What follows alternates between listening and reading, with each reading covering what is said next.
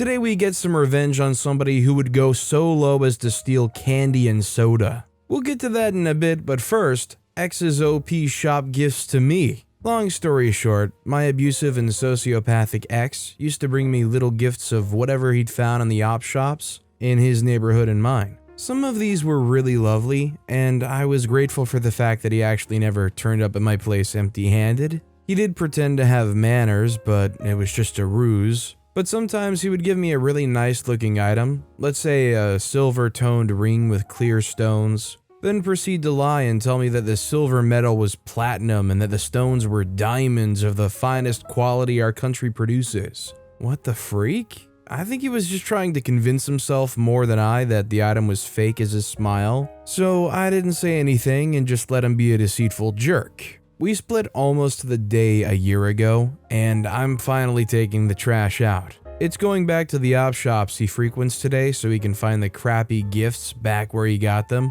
The police and I have a 13-year intervention order against him. He breached this more times than I can count. Threatened to kill me, threatened to shoot my children, etc., etc. If this action makes me feel better, then I'm willing to be petty and take the risk of bumping into him with his new fiancée. 4 days after declaring that I was the love of his life, he's engaged to some junkie whore. Gotta love that. Call me petty, but this is my closure after all the crappy things I put up with. I feel like maybe OP kind of breezed through some serious stuff that could have been a little bit more drawn out so you really got time to really understand what exactly went down. I'll tell you what though, that guy definitely did not sound like a keeper to me. Also, hi, I'm Steven, and if you enjoy awesome stories of revenge, why not hit that subscribe button down below? That said, our next story is Lawyer Threatened to Sue Me for a 1-star review. Now his 1-star reviews are going viral. Lawyer scammed me and my family to the point where we're seeking recourse in court. I left the lawyer a 1-star review, and the lawyer threatened to sue me for defamation. It was all true. If I didn't remove that review, it all backfired as I added that fact to my review. Now the lawyer's getting tons of upvotes on my review and random 1-star reviews harassing him from everywhere.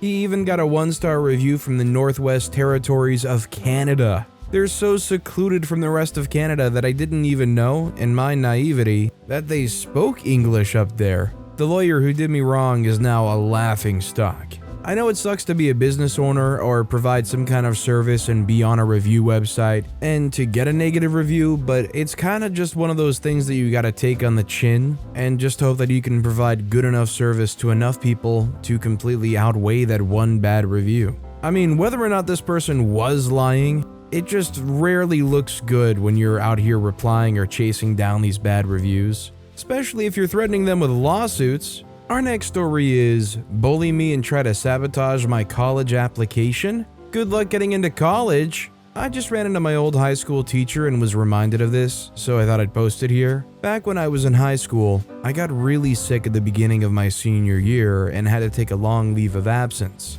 By the time I got better, not only did I basically have to do that year all over again, but it meant all of my friends had graduated. I was miserable and feeling all alone. And worst of all, I was the stereotypical smart kid, who also now happened to be older than they were, so I got picked on a lot as well. We were taking a test when there was an emergency and the teacher had to step outside for a few minutes. The other students were trying to get me to give them the answers to the questions when Leia, one of the more popular students, stepped in and told them to knock it off. She seemed kind and helpful, and we became fast friends. Back then, college applications required sealed letters of recommendations to be mailed in by the student, and the programs I was applying to required 2 letters of recommendation. I decided to get 3 just in case. One of them was from my English literature teacher, because although I was applying to science programs and had already been promised letters of recommendations from 2 of my science teachers, I wanted to show that I had broad interests. Mr. M was surprised to be asked, but agreed, and he asked me to give him a 2-page essay about myself, so he could flesh out the letter of recommendation. I appreciated that he was taking it so seriously and worked hard on that essay. However, he took so long that he only gave me the letter of recommendation literally the day before the applications were to be sent out. On top of that, he left the envelope unsealed and told me to take a look before mailing it. I actually ended up being really thankful to him since it wasn't all that positive, so I ended up discarding it. I didn't really think much of it since it wasn't like every teacher had to like me. However, as soon as our applications were mailed, Leah's attitude changed 180 degrees. At lunch, she told me no one liked me and that she'd only tolerated me so I could help her get into college. Bullying then resumed in earnest, and she also spread several private things about myself to the other students so I could be further humiliated. It took me a while, but I realized she shouldn't have known about a few of those things since I never told her, until I realized it was information that was in the essay I'd written for Mr. M, which was when I also found out from one of my friends in college that Leah was Mr. M's niece. And it became clear to me that the letter of recommendation was intended to be sabotage, because had I not gotten 3, I would have been screwed. My applications would have been deemed incomplete, and I would have had to apply the next year. I was furious, but there was nothing I could do. I no longer had any classes with Mr. M, and had no proof the letter of recommendation was sabotage, or that he'd given her access to my essay. And it was possible that Leah was the sole party responsible and Mr. M had no part in anything. So I just resigned myself to a hellish senior year and spent as much time as possible in the school library, since that was the only place I got a reprieve from my tormentors. I was fortunate enough to receive an early acceptance to the programs I'd applied to. Leah, however, was not so lucky. Despite not being that good of a student and not having met all the prerequisites, she'd still applied to the best schools in the area and ended up not getting any early acceptance letters. And by the time she did receive one, it was a conditional offer contingent on her final GPA, which then gave me the perfect means of revenge. Leah was the type to overshare information, and she wasn't exactly quiet when complaining about her grades, so it was easy enough to keep track. By the time our final month of high school approached, I knew she was relying on Mrs. T's class to pull her through. Mrs. T was really nice, and she wanted everyone to succeed, and she also knew that for a lot of seniors, her class was either really important or completely unnecessary. So she always gave a final group project and a final exam that were worth a significant chunk of the grade. But the students had the option of doing only one or both. If you only did one, that grade applied to both. But if you did both, whichever one was higher was your grade for both. Because the group project was graded before the final exam, there was time to study should you need a better grade. And she also curved the exam score as well, just to give everyone the best chance. Being that I was the best student in the class and Mrs. T liked me, I asked her if I could be assigned to the same group as Leah and her friends, which she readily agreed to do. Leah and her friends crowed about their luck, assuming that they could skip it all and I would be forced to do all the work. Except they forgot that there was essentially no penalty for skipping this project. They were horrified when I told them, the day before the project was due, that I didn't do it. And Leah in particular was now in trouble, since in order to attain the necessary GPA, she had to do well on the final exam. For about a week, she apologized, tried to bribe me, and even begged me to go easy so the grading curve would be in her favor. I did no such thing, of course. I studied as hard as I'd ever done and aced it. My 100% meant there was no curve, and while Leah passed the class, it wasn't enough to boost her GPA. Word soon got around that she didn't get into college, and she had to take summer classes and an extra year to reapply. I made sure to give Mr. M a big smile when I saw him at graduation.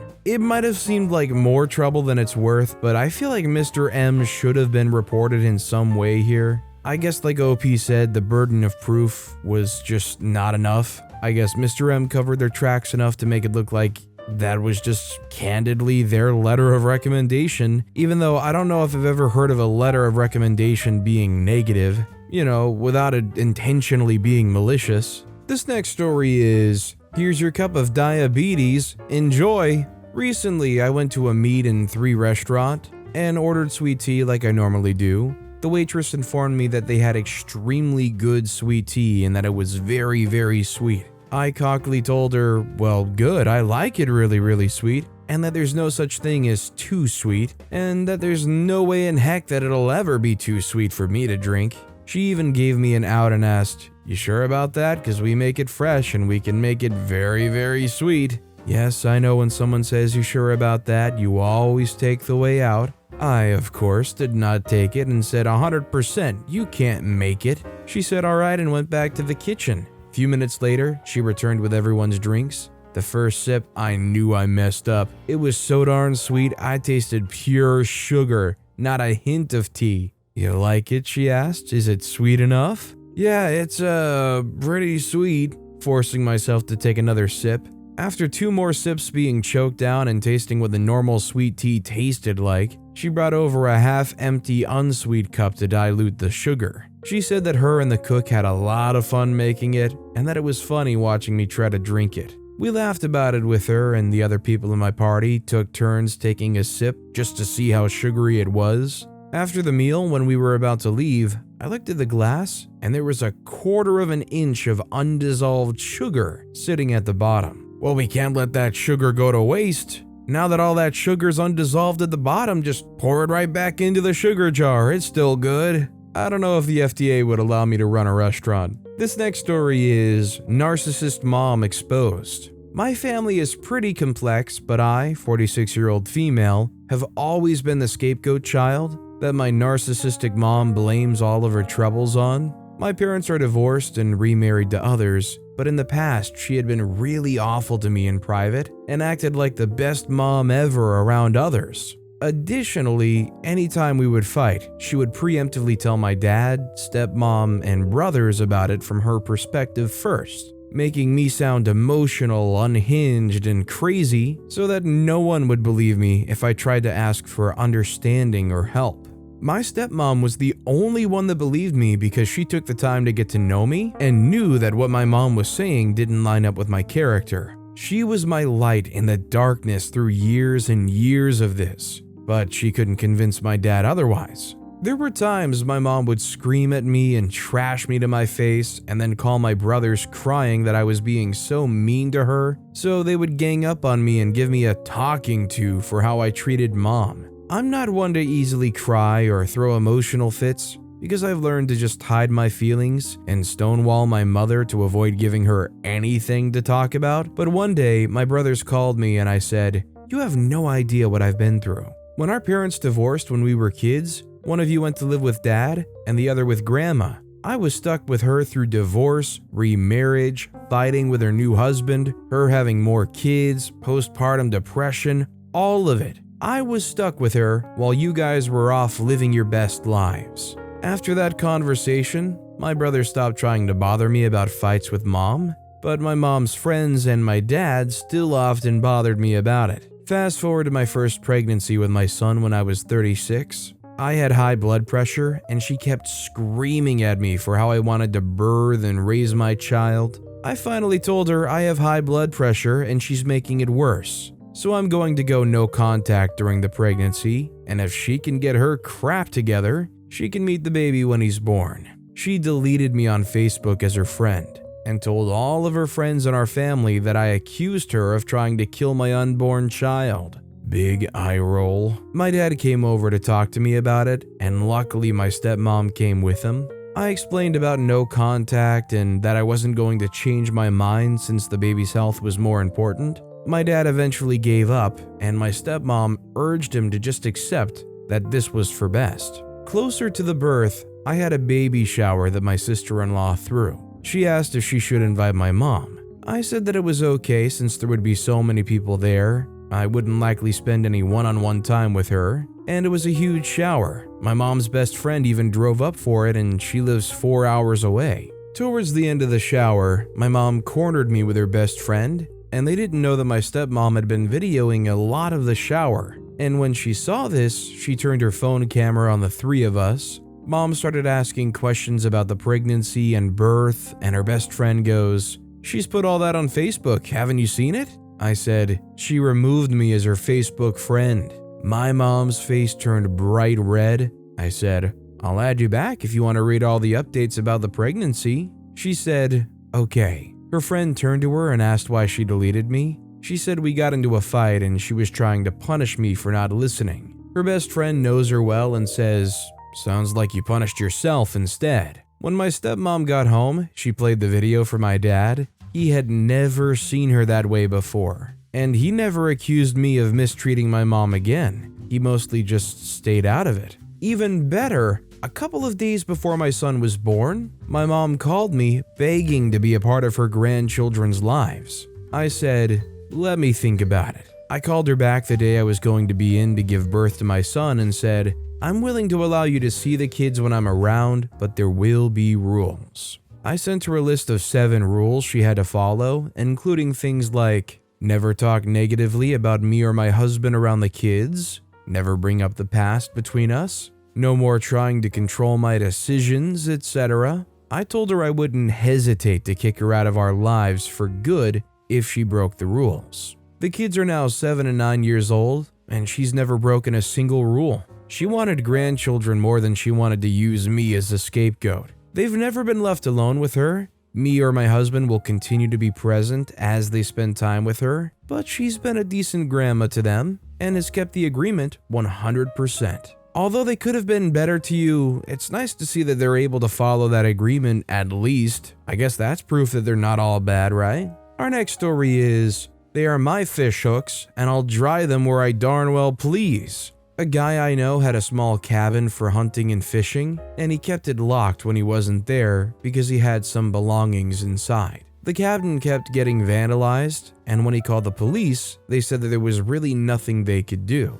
A few weeks later, he called the police and reported another break-in and said that there was blood all over the cabin. When the police got to the cabin, they found that he nailed fishing hooks along the perimeter of the inside of the cabin windows. They told him that he couldn't set up traps to catch people like that, and that he could be charged with bodily harm. The old guy said, "Officer, those are my fish hooks and I don't want them to rust. I will dry them where I darn well please." The break-in stopped after that. Obviously, this guy seemed to have accounted for that, but when the police say, "Sorry, we can't help you in any way here," what really are you left to do but to fortify that place in a way that deters these people from keeping on breaking in? Our next story is Blue over missing newspapers. I had subscribed to the newspaper for years without a problem. When I moved, all of a sudden, my newspapers came up missing every morning. Every morning I'd have to call the office and they'd drop off another copy later in the day or give me a credit for the missing paper.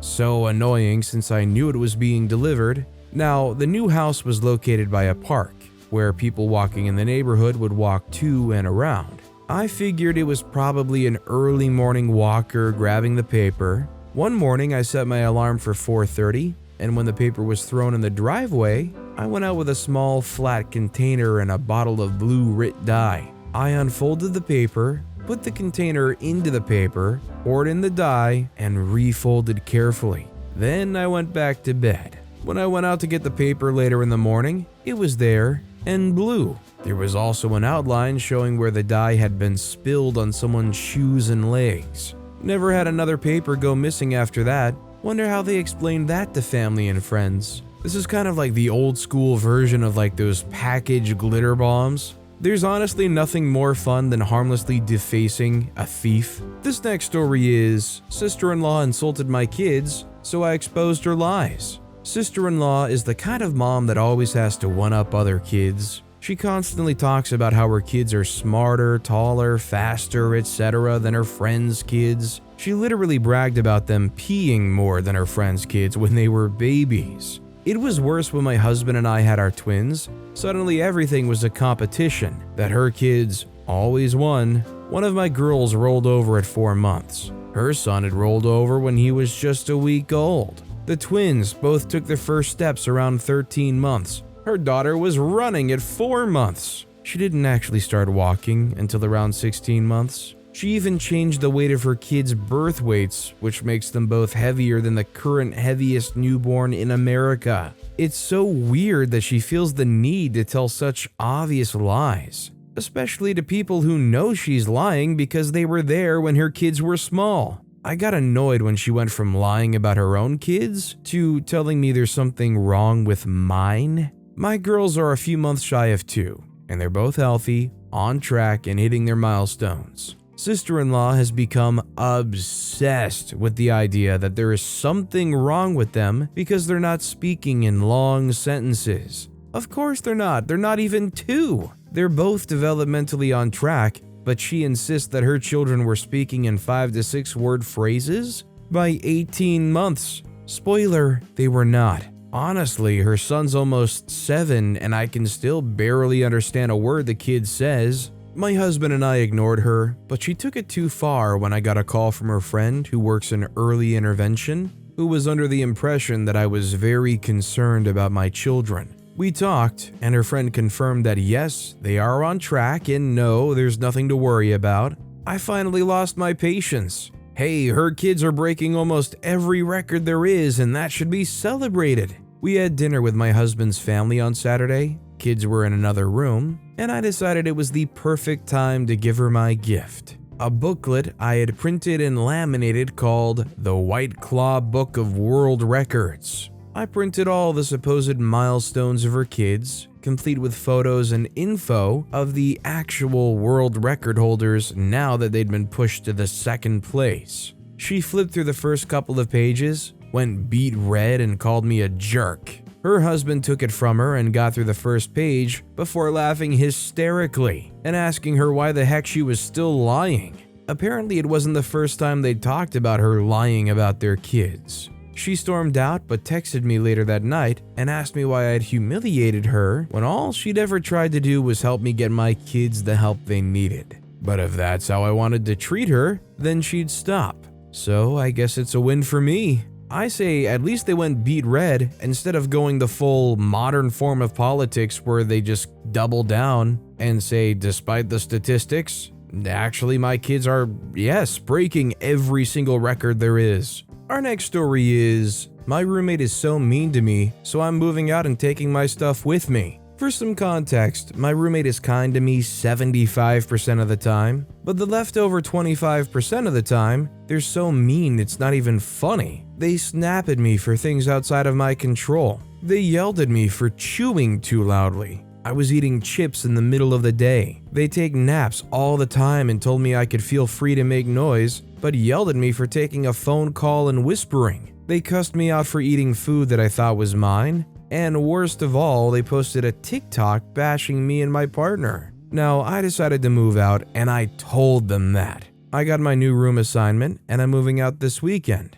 As I'm planning my move, I'm realizing that almost all of the shared stuff in our room is mine. The fridge is mine, the trash can is mine, the vacuum is mine, the pots, pans, cooking stuff is mine, the cleaning supplies are mine. My roommate and I both had fridges and we decided I'd bring mine and they'd leave theirs at home, so now they're stuck without a fridge. Serves them right too because they let stuff spill in the fridge and now it's super sticky so I have to clean it. Whenever they're being nice to me, I feel bad, but the moment they snap at me, all of my guilt goes right out the window. It feels great to realize that you're taking all of that stuff with you and you're gonna leave them with nothing. But let's also point out the obvious. That's what you should do. Like, in no way should you be leaving your stuff behind. What kind of weird courtesy would that be? This next story is, Karens lack common decency and get stuck in an elevator. I was visiting my grandfather in the hospital a few days ago, and the hospital he was in is one of the biggest in our state. It's basically a maze of hallways, and there's so many floors that the elevators take forever to pick you up. As I was leaving, I had to wait 5 minutes for the first elevator to arrive. Unfortunately, when it opened, there were 2 very large men standing there with their arms folded, just staring at me unmoving. I've seen this episode of BuzzFeed Unsolved before, so I decided to wait for the next one. Nearly 10 minutes go by before the next elevator arrives. And when it does, there's 3 women standing in it. One of them leaves and I exclaim, "Oh, finally!" before trying to rush to get in before the doors start closing. The 2 remaining women watch as I rush forward, reaching to stop the doors. Usually one would push the button to keep the doors open. You know, basic human decency, but they couldn't be bothered. They watched as my hand got stuck in the elevator. They watched as they saw me begin panicking, trying to wrench my hand out before the elevator started moving. All the while, the button to open the doors is right there. Eventually, I was able to free my hand, leaving a 4-inch space in the door. I then got to listen as the door struggled to close again, and the elevator seemed to give up.